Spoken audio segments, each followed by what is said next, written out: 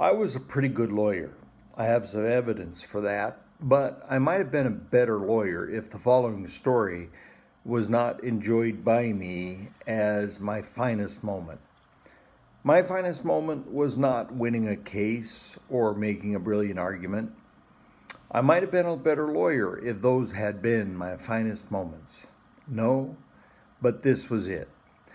There was this attorney who was annoying to work with because he was both brilliant and bombastic. He walked like the cock of the walk.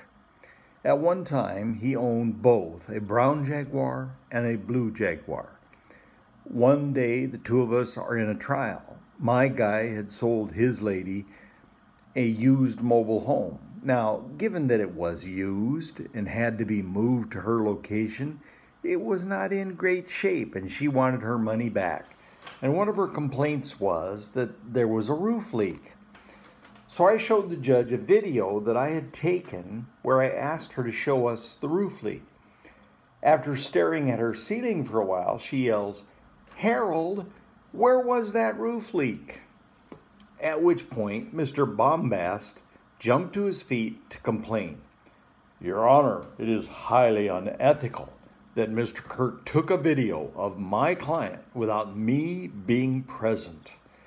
The judge lifted an eyebrow and he queried, "Why, yes, Mr. Kirk, that would be unethical." Well, that setup in that moment had everything to make me crazy, to make me lose my bearings. Accused of being unethical in front of the judge, in front of my client, in front of whoever else was in the courtroom. But I didn't lose my bearings. Instead, where did I go here? Instead, I politely and I quietly suggested to the judge, it is my goal while practicing law in the Tri-Cities that there will come a day when I have established my reputation to such a point that when Mr. Bombast jumps to his feet and accuses me of something unethical, instead of the judge saying, "Well, yes, Mr. Kirk, why did you do that?" a judge will instead ask, "Well, Mr. Kirk, did it actually happen that way?" And the judge looked kind of startled and he sat back a little bit and he says, "Okay, that's fair. Mr. Kirk, did it actually happen that way?"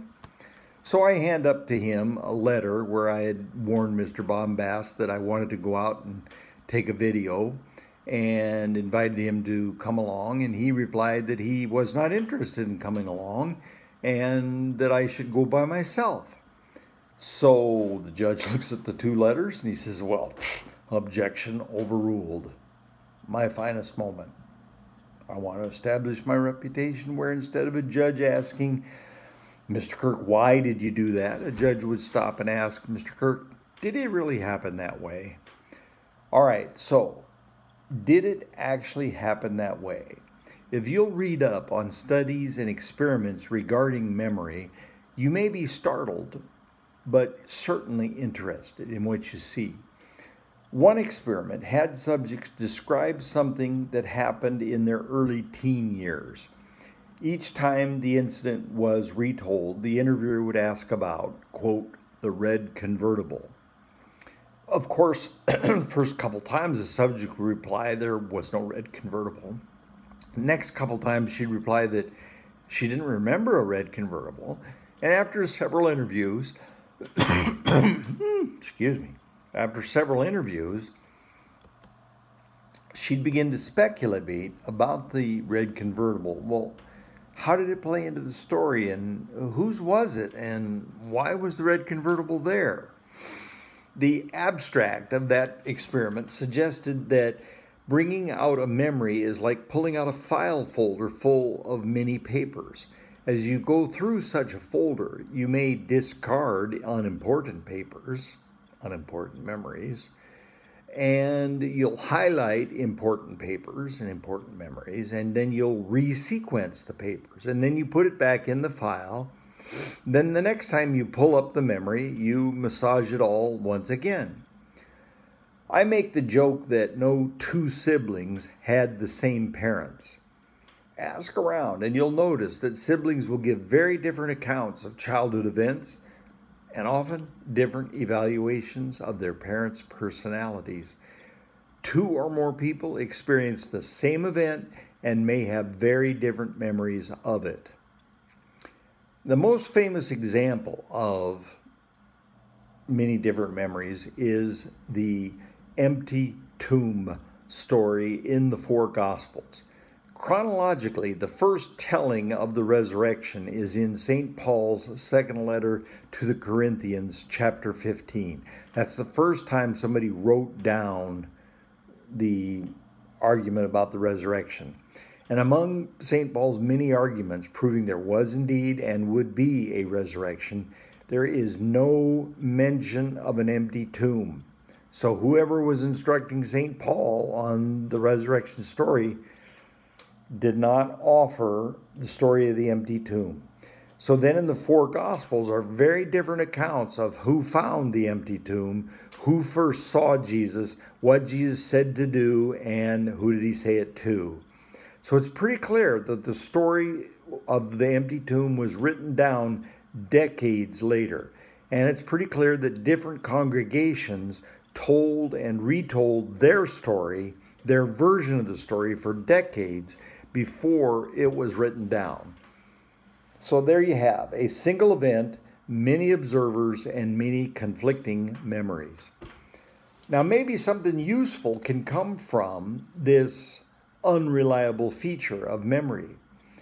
In a previous video here, I suggested we could make some value from creating the image of our minds as a body, taking up space. And I suggested that within that body space were tumor spaces held in place by our fears, resentments, and anger. Now, to make such tumors go away, I think there are 3 steps. First, we have to confess that we are maintaining the tumor. We're keeping it alive by maintaining our suffering. Suffering lets you make wrong whoever created the tumor with their violence, threats, abandonment, or their neglect. You can't hit the bad person because they were bigger than you. Maybe they still are. And maybe you recognize that if you started hitting, you would not stop. So you suffer and you make them wrong every moment of every day with your suffering. That's kind of pathetic, isn't it? So second, we have to acknowledge that memory is suspect. Should you really diminish your mental health and freedom by maintaining tumor-filled memories?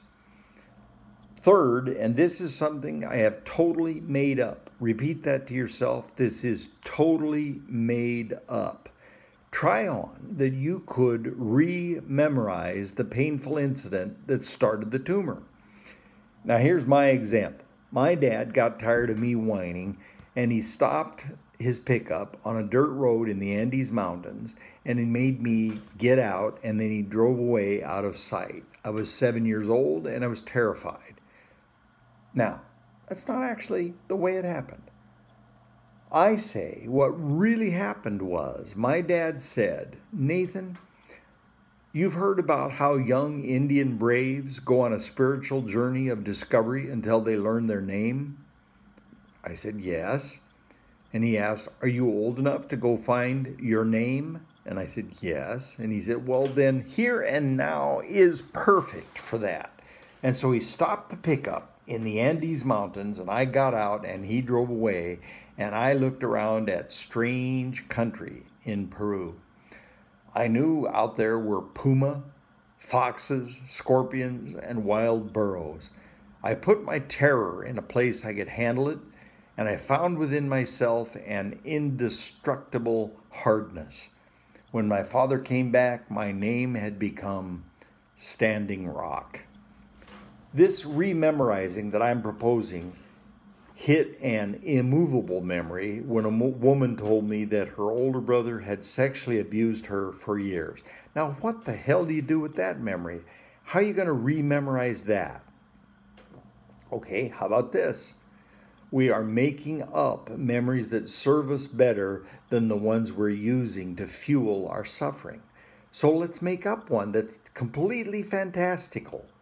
Let's make up that she was a horrible person in a previous life and that her brother's abuse completely paid her karmic debt.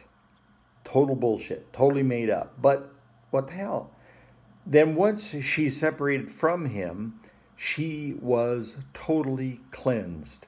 She was totally free of unconscious karmic guilt. Totally made up. We're making that up.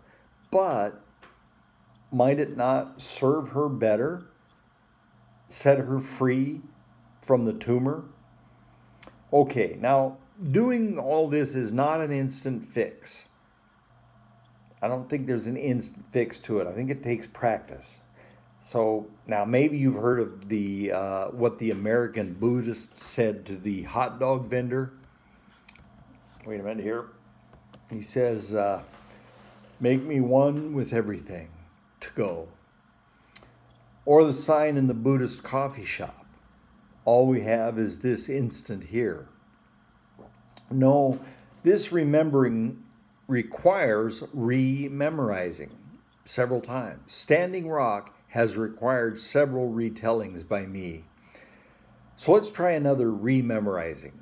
A young boy who does not know how to swim is thrown into the water by his father. As an adult now, he remembers terror, and after being able to breathe again, he remembers fury. There was no place for the fury to go inside, except inside himself, because directing it outward to his father would be dangerous. So part of the maintenance of the suffering is to keep the fury inside. Except, you know what? Fury will not stay inside. So what is a fantasy memory that we could make up that would serve him better than the one he maintains? First, I think we have to remove from the memory the father's malice. Or you make up a story that keeps in the malice into the story. But I'm going to suggest that instead the memory begins with finding himself in the water, struggling. No malicious throwing him into the water. He finds himself in the water struggling. And then the memory is that he triumphed in his struggle and he could breathe again. The energy that had him triumph in his struggle was his fury. He could take on the name Fury to Live or Living Fury. But something in the memorizing and in the naming should empower the fury to serve life instead of diminishing it.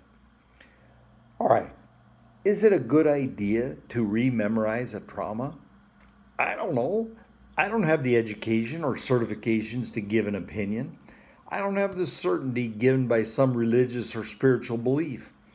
I just have my own experience, Standing Rock, and the possibility I see when I speculate on this.